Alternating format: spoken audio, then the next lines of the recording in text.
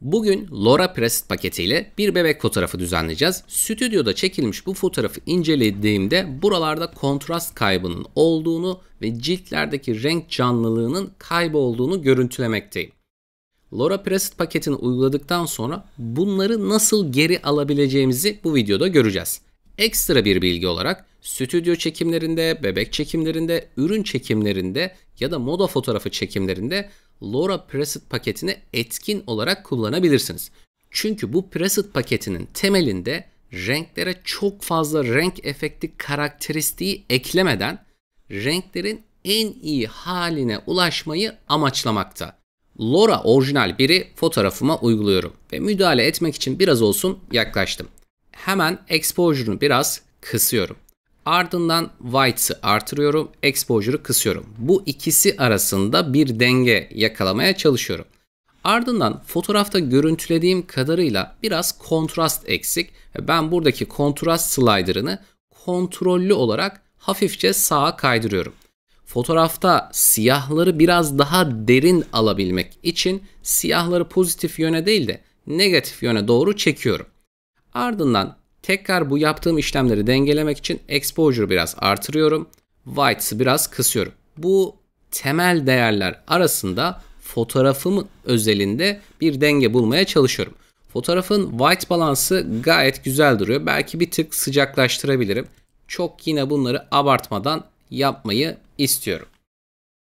Genel olarak bakıyorum. Shadow'larla oynamalı mıyım? Onu bir kontrol edeceğim.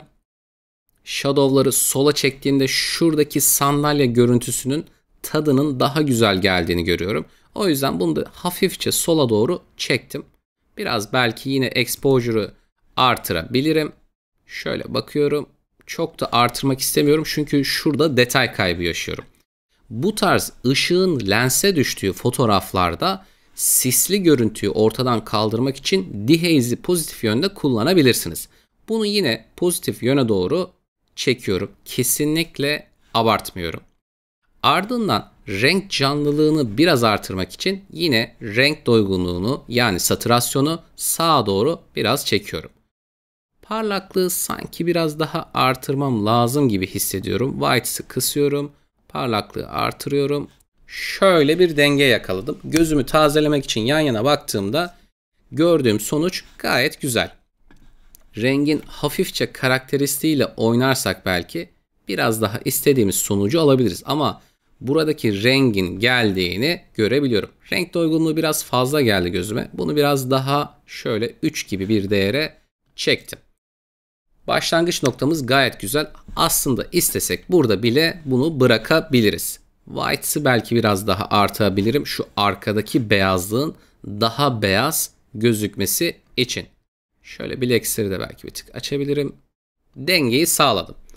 Şimdi benim buradan sonra yapacağım şey artık spesifik müdahaleler olur ya da videoda farklı konulara değinmek için biraz konuyu genişletebiliriz. Ben burada devam edecek olursam önce şu saçların gözüme parlak geldiğini görüyorum. Bu Hair Darken'a tıkladım ve saçları biraz kararttım. Hatta buradaki amount değerini artırarak bu karartma işleminin daha şiddetli olmasını sağladım. Biraz fotoğrafa tekrar yaklaşıyorum. Buradan yeni bir fırça alıyorum ve fırçayla buradaki kaşları seçerek biraz karartıyorum. Şöyle yüzün karakteristiğinin geri gelmesini sağladım. Ardından cilt yumuşatma yapmak istiyorum. Şöyle fotoğrafa tekrar yaklaştım. Ardından soften skin diyorum. Buraya yaklaşıyorum. Gayet tadında bir cilt yumuşatma oldu.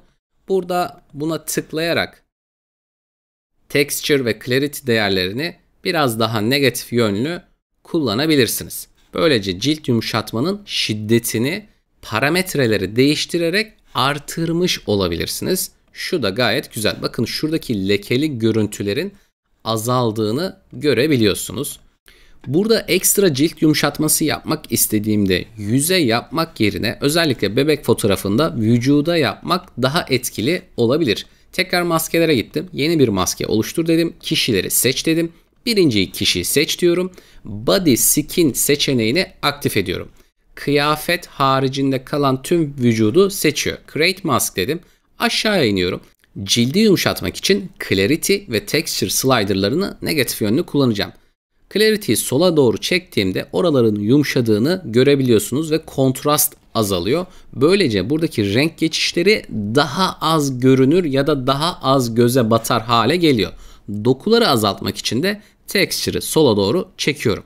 Eğer aşırı bir doku kaybı yaşarsanız da bunu dengelemek için Grand Slider'ını sağa doğru yani pozitife çekerek kullanın. Böylece oraya minik minik gözüken dokular ekleyecek. Yaptığımız bu işlem göze batmayacak. Şu an çok tadında, renk geçişlerini de minimize eden bir görüntü oluştu.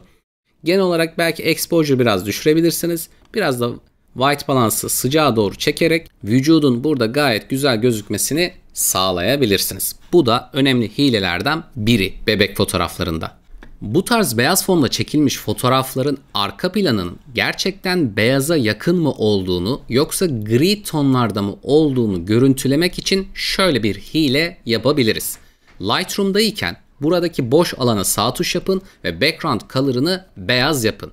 Böylece Lightroom'un arka planı beyaza döndüğü için fotoğrafın arka planının beyaza yakın olup olmadığını ikisini yan yana görerek kıyaslayabilirsiniz. Fotoğrafın arka planı gözlemlediğimde herhangi bir renk sapmasının olmadığını ancak parlaklığın düşük olduğu için gri tonlarda kaldığını görüntülüyorum. Tabii ki burası bembeyaz istesek de olamaz, o zaman patlamış olur. Ama biraz daha parlatılmaya ihtiyacı var olduğunu görüntüledim. Tekrar sağ tuş yapıyorum ve background color'ı dark gray'e geri çekiyorum gözüm ağrımaması için. Ben maskelere gidiyorum. Yeni bir maske oluştur diyorum. Arka planı seçiyorum. Arka planı seçtikten sonra aşağıya Curve'e iniyorum.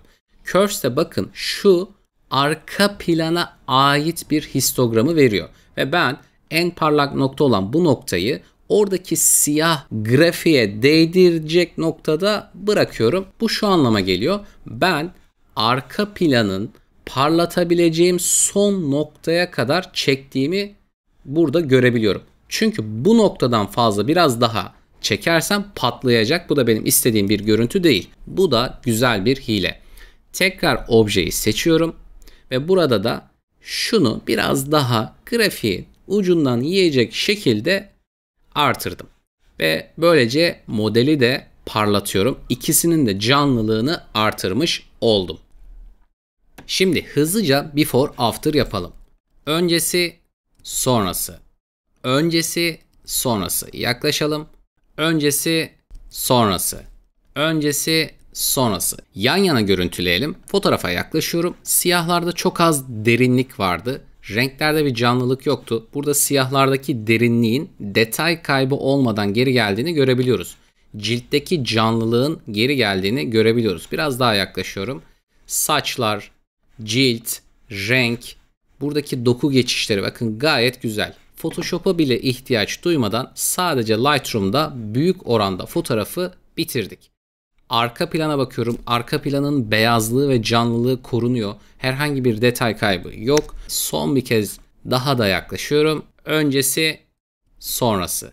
Öncesi, sonrası. Uzaktan bakıyorum. Öncesi, sonrası. Işıkları kapatıyorum. Yan yana aldım. Sonuç gayet güzel arkadaşlar.